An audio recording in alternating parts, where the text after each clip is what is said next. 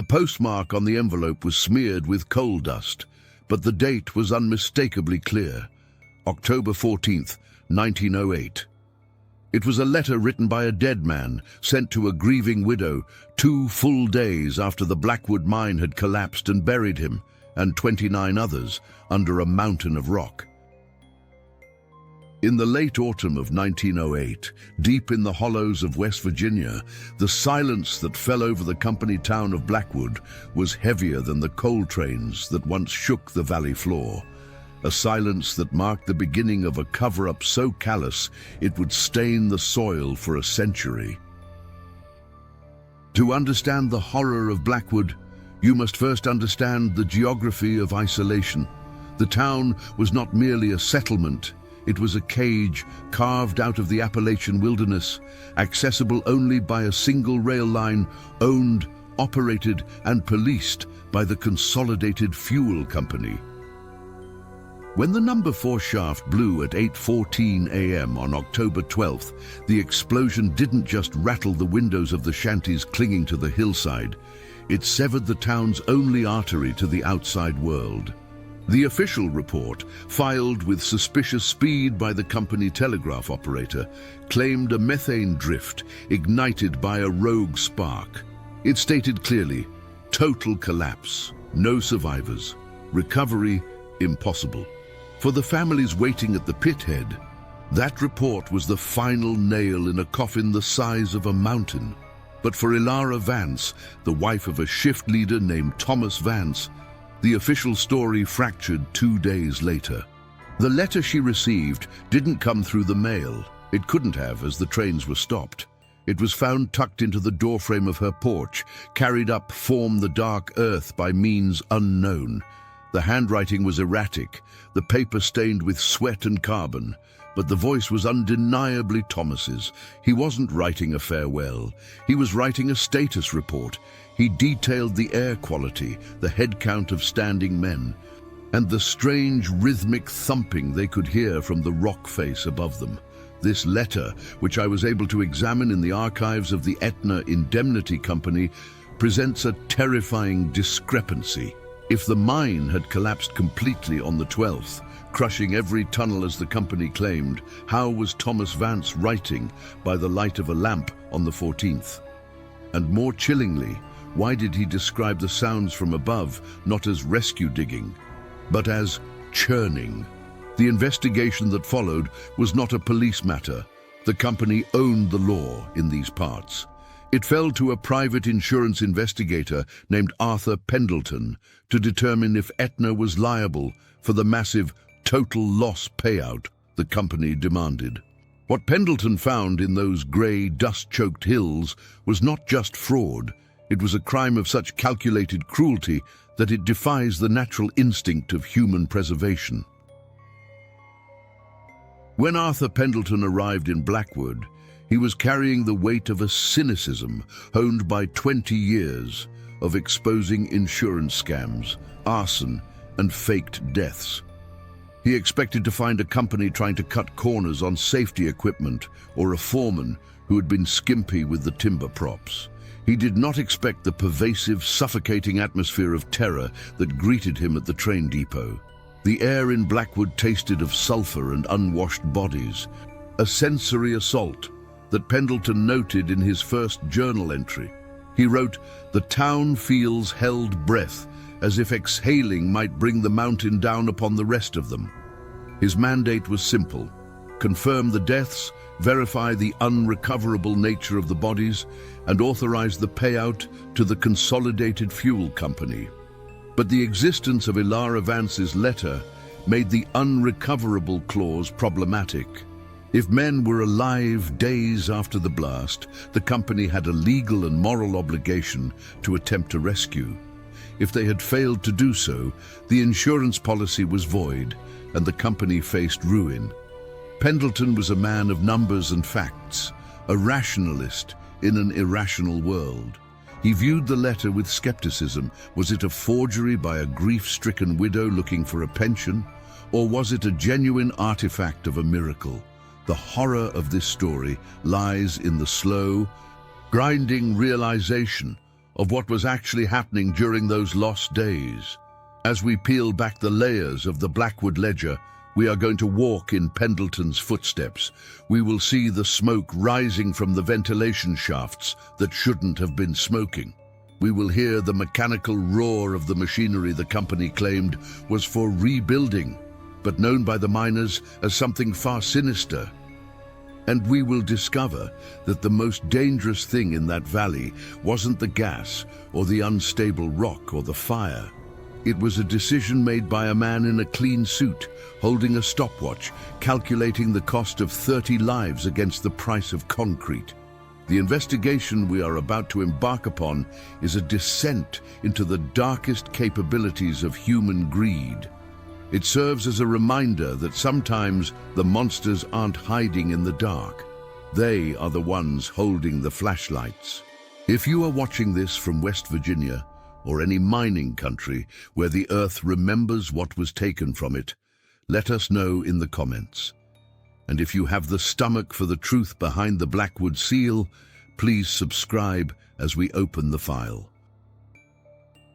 Blackwood in 1908 was less a community and more a labor camp painted in shades of charcoal and timber rot. The valley walls were steep, blocking out the sun for all but a few hours at high noon, leaving the town in a perpetual gloomy twilight. Rows of identical clapboard houses, known as coop boxes, lined the muddy thoroughfare.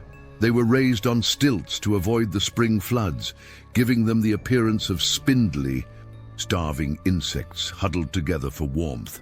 There was no plumbing. Slop buckets were emptied into the central ditch that ran like an open sore through the middle of town, freezing in the winter and festering in the summer. At the head of the valley sat the precipice of authority, the company store, and the extraction office. These buildings were brick, solid and imposing, looming over the wooden shanties. It was a closed economic loop. The miners were paid in scrip, valid only at the company store, ensuring that even their hunger turned a profit for Consolidated Fuel. Pendleton's notes described the men he saw on his first day. Gaunt specters with coal tattoos, blue-black scars where dust had entered open wounds and healed over. They watch me with the eyes of beaten dogs who fear the stick more than they desire the bone. The central figure in this grim hierarchy was the mine boss, Thaddeus Rourke. A bear of a man, Rourke was not an armchair administrator. He was a creature of the pit, having risen from a breaker boy to the absolute ruler of Blackwood. Descriptions of Rourke emphasize his physicality, hands the size of shovels, perpetually coated in a dry grey dust that he never seemed to wash off. He walked with a heavy, purposeful gait, the sound of his iron hobnailed boots serving as a warning siren to anyone in his path. Rourke was overseeing a frantic construction project near the main shaft entrance when Pendleton arrived.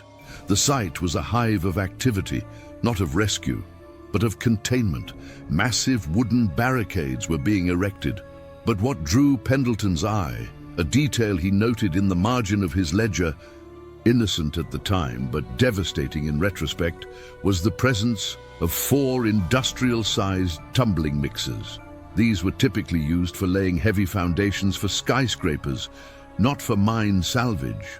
Rourke claimed they were preparing to cap the vent to starve the underground fire of oxygen. It was a plausible explanation.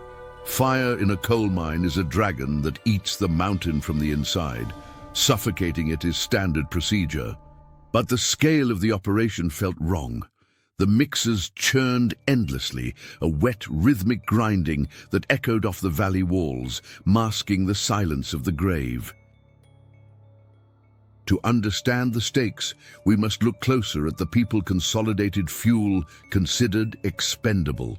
Ilara Vance was 22 years old, already worn thin by the harsh realities of the Appalachian frontier. Her face, captured in the grain of a tintype photo from the era, shows a fierce, burning intelligence masked by exhaustion. She was not the weeping willow the company expected a widow to be. She was a woman who knew the rhythms of the earth because she washed the dust of it out of her husband's clothes every night.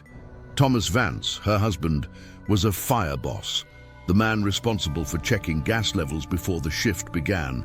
He was experienced, cautious, and literate, a rarity in the pits. His ability to write was what made him dangerous to the company narrative. The couple had been planning to leave Blackwood. Thomas had been saving scrip, hiding it under the floorboards, hoping to cash it out for real currency, a violation of company policy that could get a man beaten or worse. They were dreamers in a place that crushed dreams as efficiently as it crushed coal. When Pendleton met Ilara, she didn't offer him tea. She offered him the letter. "Read it," she demanded, her voice trembling not with sorrow, but with rage. "Read the time." Pendleton took the paper. The tactile sensation of the coal-smudged grit under his thumb grounded the horror in reality. The letter read, 14th October, 3 a.m. The air is better now.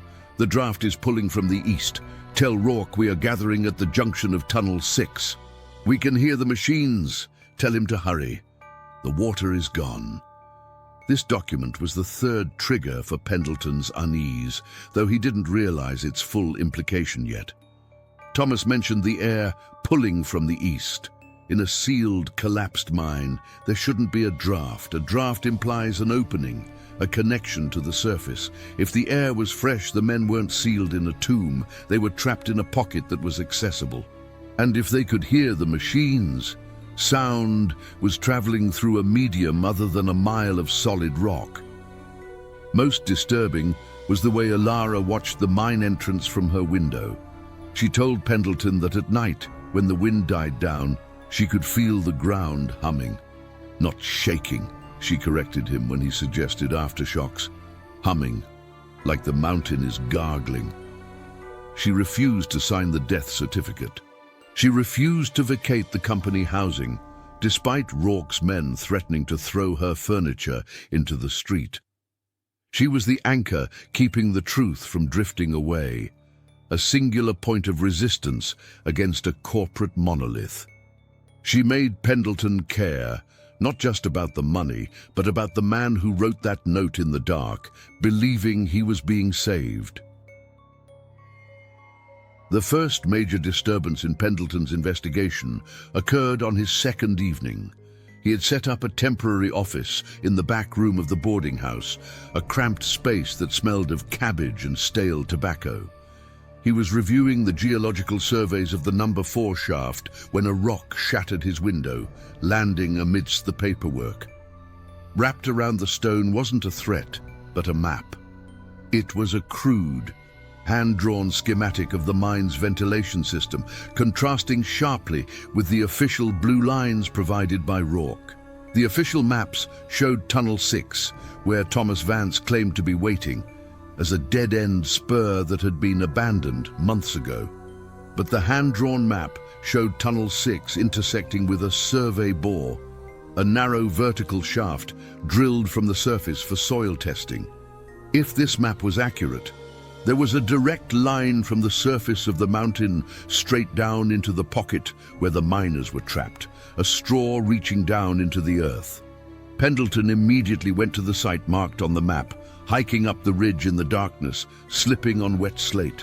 When he crested the hill, he didn't find a rescue operation. He found a militarized zone.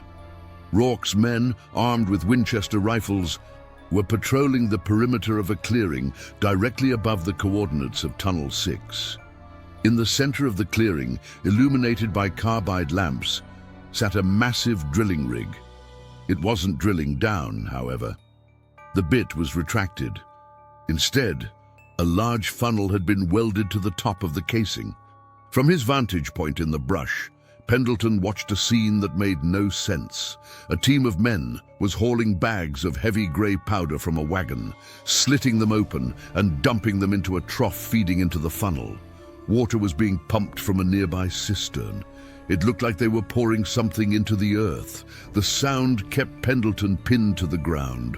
A wet, sloughing noise, like a giant animal swallowing. Why would they be pouring material into a test bore? If the mine was on fire, you seal the main shafts to choke the oxygen. Pouring material down a 6-inch borehole seemed futile for fire control. It was inefficient. Unless the goal wasn't to fight a fire, unless the goal was to fill a specific void. As he watched, a guard turned, scanning the tree line.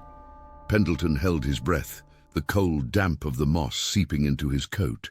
He was an actuary, not a spy, and his heart hammered against his ribs. The dread wasn't abstract anymore, it was physical. He realized then that the silence of Blackwood wasn't emptiness, it was suppression. The next morning, the social fabric of the town began to fray under Pendleton's probing. He confronted Dr. Horace Crane, the company physician who had signed the 30 death certificates. Crane was found in his dispensary, a place that looked more like a butcher's backroom than a medical facility. The doctor was already drunk at 9 a.m., his hands trembling as he tried to measure out a dose of laudanum for a miner with a crushed hand. Crane was a broken man, his moral compass demagnetized by years of company payroll. When Pendleton slammed the death certificates on the table, demanding to know how Crane had determined asphyxiation as the cause of death without seeing a single body, the doctor crumbled. "I know what rock does to a man," Crane slurred, avoiding eye contact. "I saved their families the trauma of an open casket. There's nothing down there but meat. A deal." But as Pendleton pressed him, asking about the letter and the fresh air, Crane's facade of cynical medical certainty cracked. He revealed the 4th trigger bomb in our narrative. "Rourke didn't let me go up to the ridge," Crane whispered, checking the door to ensure they were alone. "He told me the air up there was toxic, but I saw the birds. The birds were flying over the borehole just fine. If there was gas venting, they'd drop out of the sky. There was no gas coming out of that hole, Mr. Pendleton. Everything was going in." This revelation terrified Crane. He knew that contradicting Rourke was a death sentence, but the guilt was eating him alive. He admitted that he had heard Rourke arguing with the site engineer about viscosity and set times, terms that apply to masonry, not mining rescue. The doctor's terror was infectious. It wasn't just fear of losing a job. It was the primal fear of a prey animal sensing a predator. Pendleton left the dispensary realizing that everyone in town was complicit, held hostage by a collective secret that was slowly burying them all. To fully grasp the magnitude of the crime, we must look at the historical context of 1908. It was a year of panic for the coal industry. The establishment of the Bureau of Mines was looming, threatening federal oversight and safety regulations that would cost owners millions. Insurance premiums were skyrocketing. The Consolidated Fuel Company was already leveraging massive debt to open a new seam in Kentucky. A protracted rescue operation, or a mine that sat idle for months while bodies were recovered, would bankrupt them. But there was a darker layer. A total loss event where the mine is declared completely destroyed and sealed, paid out triple the value of the machinery, and lost projected revenue. It was a perverse incentive structure where a dead mine was worth more than a struggling one, provided the accident was catastrophic enough. Pendleton spent the afternoon in the town's makeshift archives, a damp cellar beneath the church, digging into the history of the Blackwood shaft. He found a local legend about the Crying Mine of 1892, a nearby excavation where men had been trapped and abandoned. The locals believed the knocks heard in the pipes were the spirits of the dead. But Pendleton, looking at the structural reports, realized the Crying Mine had also been managed by a young Thaddeus Rourke. This wasn't a ghost story. It was a pattern. Rourke had learned early that in the mathematics of coal, silence was a line item on the budget. The legend reframed the current horror. This wasn't an unprecedented tragedy. It was a refined technique. The investigation wasn't uncovering a mistake. It was uncovering a methodology. The escalation of tension came when Pendleton attempted to send a telegram to his home office in Hartford. He walked into the telegraph station, wrote out a coded message advising Aetna to suspend payment pending autopsy, and handed it to the operator. The operator, a thin man named Silas, a name I must avoid per the archival records, let us call him Operator Jensen, read the message and simply tore it up. "Lines down," Jensen said, his voice flat, staring past Pendleton. "I can hear the receiver clicking," Pendleton argued. "Line is down," Jensen repeated, reaching under the counter. When Pendleton exited the station, he found Rourke waiting for him.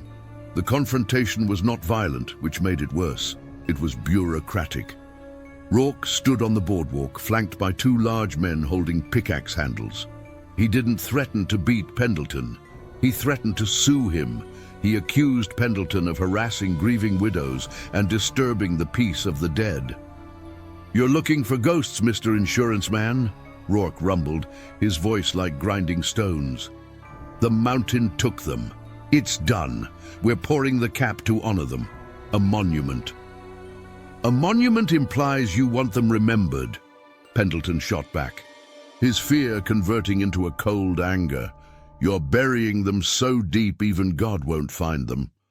Rourke stepped closer, invading Pendleton's personal space. The investigator could smell the man, sweat, tobacco, and the faint, dusty scent of lye. "Some things need to stay buried to keep the foundation strong," Rourke said. "You leave on the Friday train, or you stay here forever. The soil don't care which."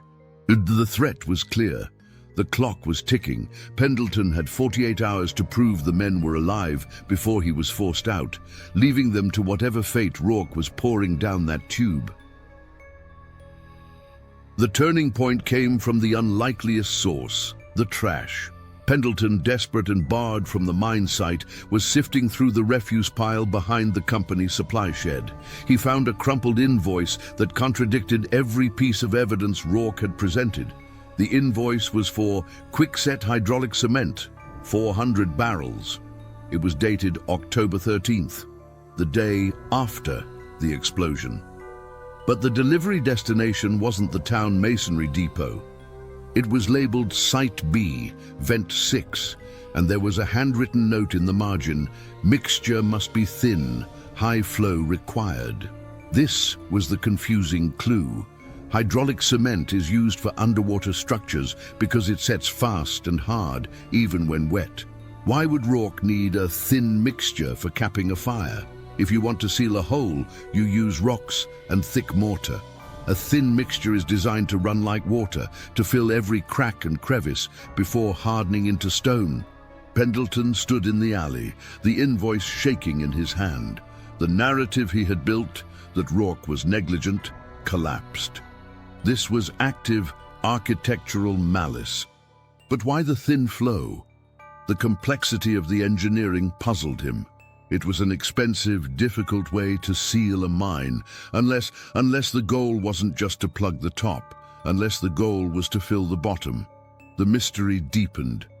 He needed to subscribe to the idea that Rourke wasn't just a brute. He was an evil genius of logistics. The connection clicked into place when Pendleton ran into Samuel Kittering, the site engineer. Kittering was a young man, barely out of college, looking profoundly ill. He was sitting on a stump near the river, violently scrubbing his hands in the ice-cold water. Pendleton approached him cautiously. "It won't come off, Samuel," he said softly. The guilt. Kittering jumped, terrified. He looked at Pendleton with wild eyes. "I just drew the lines. I just told him where the void was." "The void at Tunnel 6, Pendleton pressed. "Where Thomas Vance is?" Kittering broke. He didn't speak. He just nodded, tears streaming down his face. Then he whispered the connection that tied the invoice, the letter, and the drilling rig together.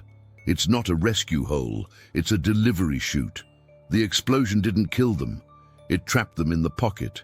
The air was good. They were waiting. Waiting for what? For the food. We told them we were sending down supplies through the borehole. That's why they're gathered there. That's why they're right under the pipe. Rourke told them to stand directly under it to catch the canisters. The horror of the fifth trigger bomb hit Pendleton like a physical blow, the gathering Thomas mentioned in his letter. "We are gathering at the junction. Tell him to hurry."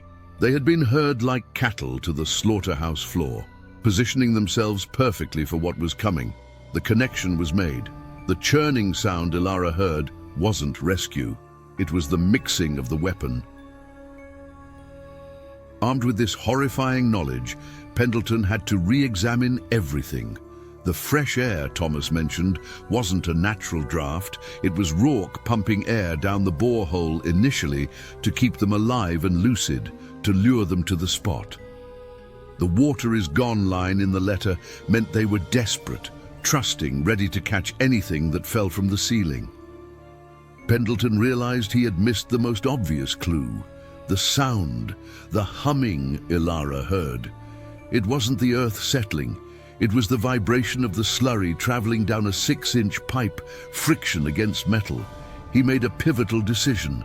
He couldn't wait for the Friday train. He couldn't wait for the authorities. He had to go to the ridge. He had to stop the pour. It was a suicide mission, venturing into Rourke's territory at night. But the image of 30 men standing with upturned faces, mouths open for water, about to receive liquid stone, drove him forward. This was the moment the investigator became the hero, stripping away his detached observer status. He grabbed a heavy iron pry bar from the rail yard and began the climb. The ascent to the ridge was a nightmare of mud and brambles. Pendleton could hear the industrial mixers long before he saw them. The sound had changed. It was faster now, more urgent. The groan of the engines echoed off the cliffs, a mechanical beast feasting in the dark. As he crept closer to the clearing, the scene was illuminated by the harsh, hissing light of carbide flares.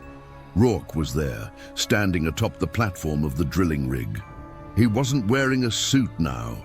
He was in his shirt sleeves, coated in the grey dust, directing the flow.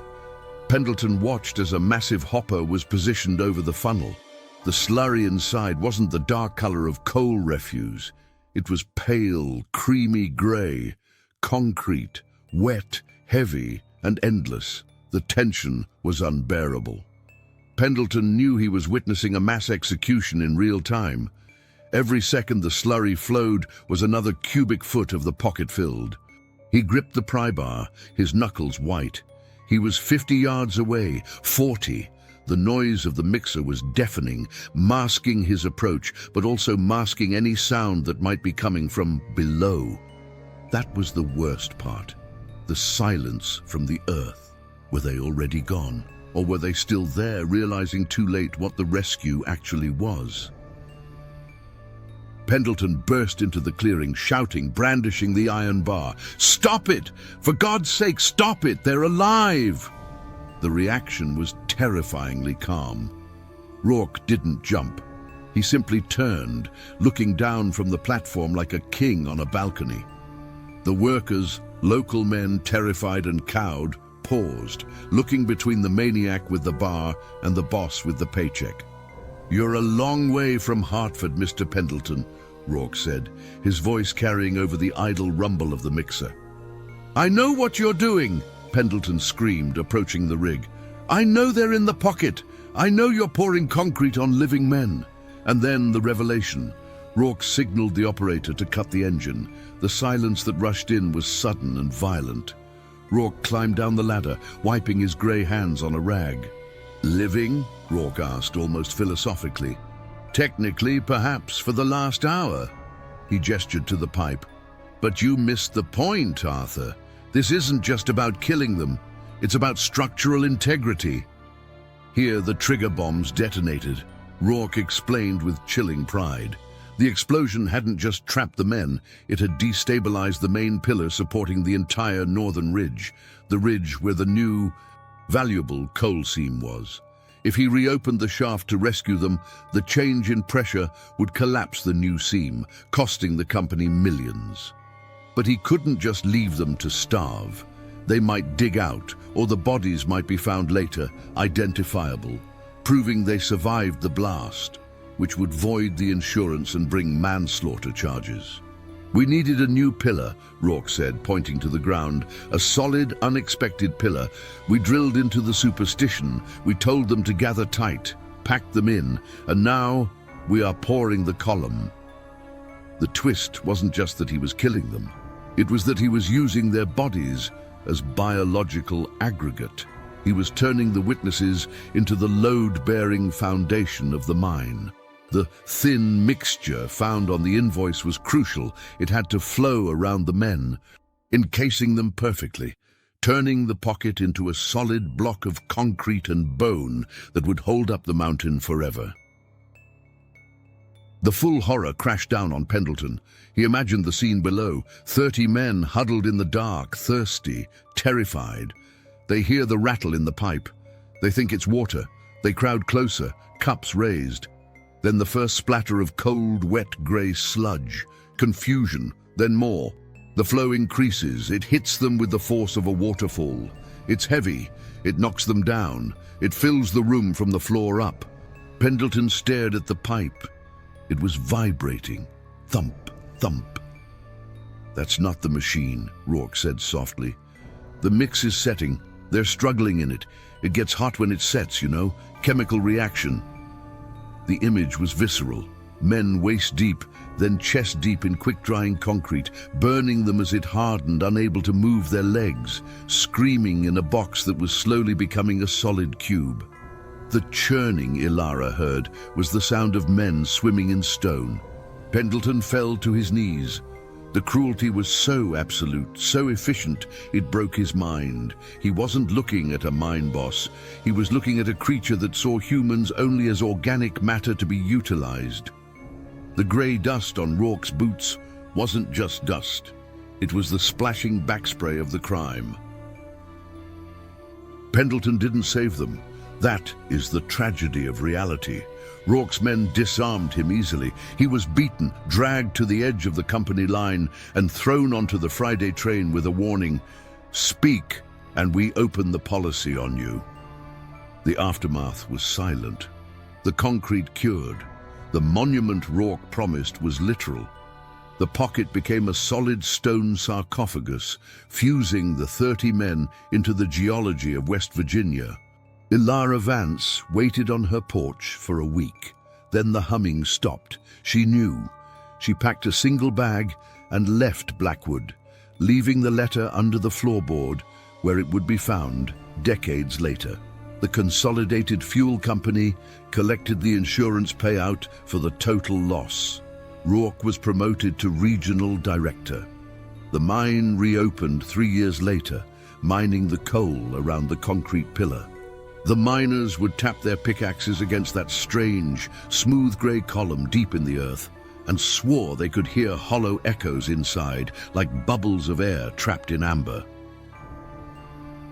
Arthur Pendelton retired from investigation. He sat in a quiet room in Connecticut, unable to look at paved roads, unable to walk on sidewalks. He died screaming in his sleep, dreaming of grey mud filling his mouth. The Blackwood mine is closed now. The town is gone, reclaimed by the forest. But geologists swarming the area in the 1990s found an anomaly in the sonar scans of the mountain. A perfect, high-density cylinder in the middle of the chaotic rock. They couldn't explain it, but we know what it is. It is the only grave in the world where the headstone is on the inside. It forces us to ask, how much of the world we walk on is built over the bones of those who were inconvenient to the architects? And if you heard a tapping from beneath the floor, would you dig or would you pour? Think about that the next time you see a cement truck turning. And don't forget to like, comment and subscribe for more inquiries into the grim dark.